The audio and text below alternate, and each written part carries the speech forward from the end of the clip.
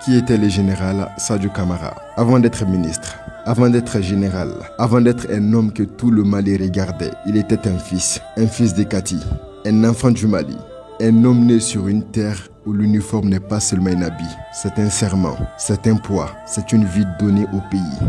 Sadio Camara n'a pas choisi un chemin facile. Il a choisi le chemin des nuits sans sommeil, le chemin du devoir, le chemin du silence. À l'école militaire Interam de Koulikoro, il n'est pas passé comme un simple élève. Il est sorti major de sa promotion. Mais être major de sa promotion, ce n'est pas seulement être le premier de la salle. C'est montrer très tôt qu'on ne triche pas avec le travail, qu'on ne triche pas avec l'honneur, qu'on ne triche pas avec la patrie. Puis, il est allé vers le nord, oui, le grand nord du Mali. Là où le Mali a beaucoup souffert, là où des familles ont pleuré, là où les villages ont eu peur, là où le drapeau malien a été blessé dans le cœur de tout un peuple. Là-bas, Sadio Camara a vu ce que beaucoup ne verront jamais dans leur vie. Il a vu la douleur du pays, il a vu le visage de la guerre, il a vu ce que veut dire défendre une nation quand tout devient difficile. Et peut-être que c'est là-bas que quelque chose est né en lui. Une promesse silencieuse, la promesse de ne jamais accepter que le Mali baisse la tête. La promesse de ne jamais accepter que le Malien se sente étranger sur sa propre terre. La promesse de servir, même quand servir veut dire souffrir. Sadio Camara était un homme de terrain certes, mais il était aussi un homme qui formait les jeunes. Au Prytanée militaire de Kati, il a encadré plusieurs jeunes. Il les a appris la rigueur. Il les a appris que le Mali ne sert pas seulement avec des paroles. Le Mali se sert avec le comportement, avec la discipline, avec le courage et avec le respect. Il a montré que l'armée n'est pas seulement faite d'armes. L'armée est faite d'hommes et les hommes sont faits de valeurs.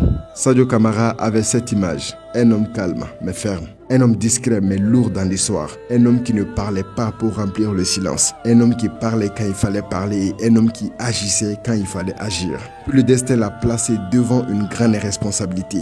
Ministre de la Défense, un titre lourd, très lourd même. Parce que être ministre de la Défense dans un pays en paix, c'est une charge.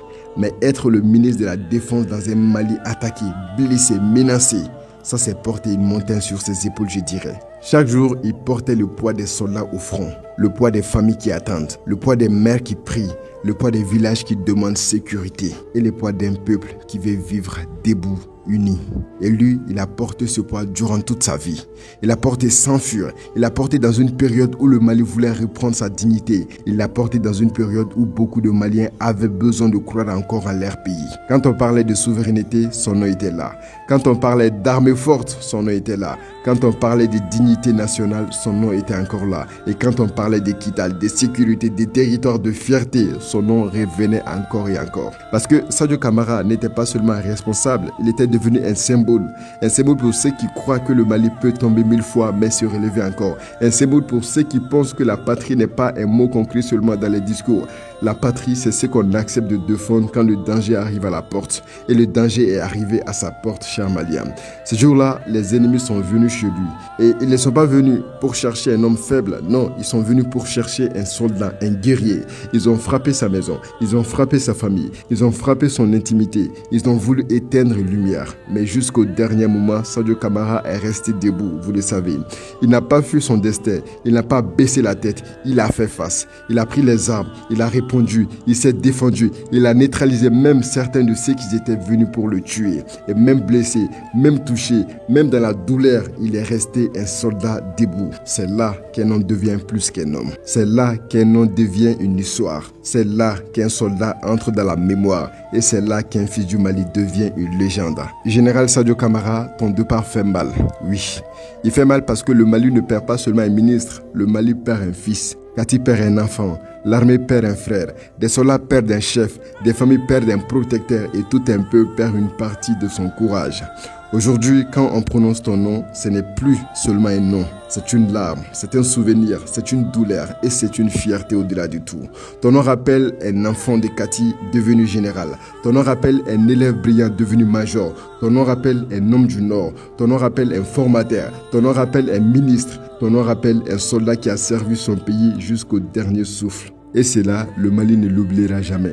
Il y a des hommes qui vivent pour eux-mêmes et il y a des hommes qui vivent pour un pays. Sadio Camara faisait partie de ces hommes-là, oui, de la dernière catégorie.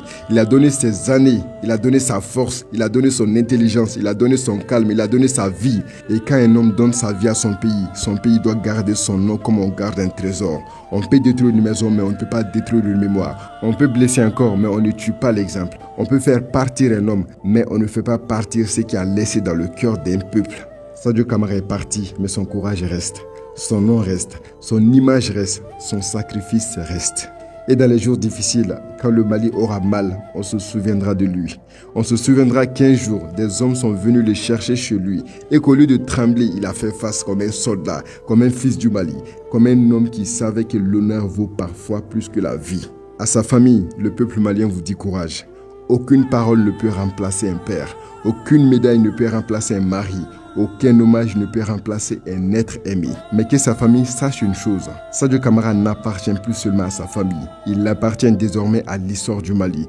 Il appartient aux enfants qui apprendront son nom. Il appartient aux soldats qui marcheront en passant lui. Et il appartient aux Maliens qui refusent de laisser la paix gagner. Au général corps d'armée Assimi Goïta, prenez courage. Le départ de Sadio Camara est une blessure profonde, nous le savons tous. Une blessure dans l'armée, une blessure dans l'État, une blessure dans le cœur du Mali. Mais une blessure ne doit pas devenir une faiblesse, jamais de la vie. Elle doit devenir une force, elle doit devenir une prière, elle doit devenir une discipline, elle doit devenir une raison de tenir encore plus fort. Général corps d'armée Assimi Goïta, le Mali sait que la charge est lourde, est très lourde, dont nous le savons. Le Mali sait que le chemin est difficile, très difficile. Le Mali sait que certains jours, même les hommes forts souffrent en silence. Mais le Mali vous demande de tenir bon.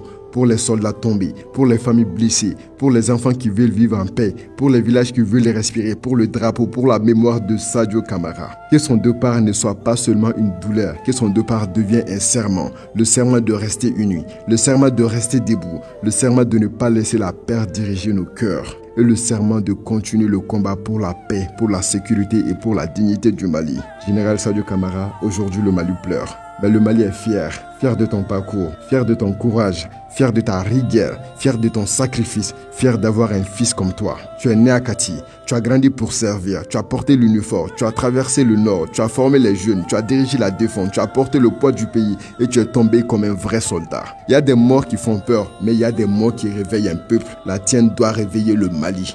Elle doit rappeler à chacun que ce pays a besoin d'unité. Pas de haine entre les Maliens, pas de division, pas de panique, pas de découragement. Parce que quand un héros tombe, le peuple ne doit pas tomber avec lui. Le peuple doit se lever, au contraire, encore plus droit, plus uni et plus fort. Repose en paix, général Sadio Camara. Kati se souviendra de toi, l'armée se souviendra de toi, le Mali se souviendra de toi. Moi, Bamoussa Coulibaly, auteur et narrateur, je me souviendrai de toi. Ton corps est parti, mais ton nom marche encore. Il marche dans les casernes, il marche dans les cœurs, il marche dans les souvenirs, il marche dans l'histoire du Mali. Et chaque fois qu'un Malien dira « Je refuse que mon pays tombe », une partie de ton courage parlera encore. Repose en paix encore une fois, général. Tu n'es plus seulement un homme, tu es devenu une page du Mali. Une page écrite avec les devoirs, avec le courage, avec le sacrifice, avec le son et avec l'honneur. Le Mali pleure aujourd'hui, mais le Mali te promet une chose. Ton nom ne sera jamais oublié, ton combat ne sera jamais oublié, ton sacrifice ne sera jamais oublié. Parce qu'un soldat qui tombe pour son pays ne meurt jamais complètement. Il devient une étoile dans la nuit de la nation. Repose en paix, général Sadio Camara. Le Mali est fier de toi, le Mali te remercie et le Mali ne t'oubliera jamais de la vie. Aujourd'hui, oui, Kati pleure un fils, l'armée pleure un frère, Assimi Goïta et les autorités perdent un compagnon de route et le Mali garde dans son cœur le nom d'un soldat qui est tombé debout, général Sadio Camara.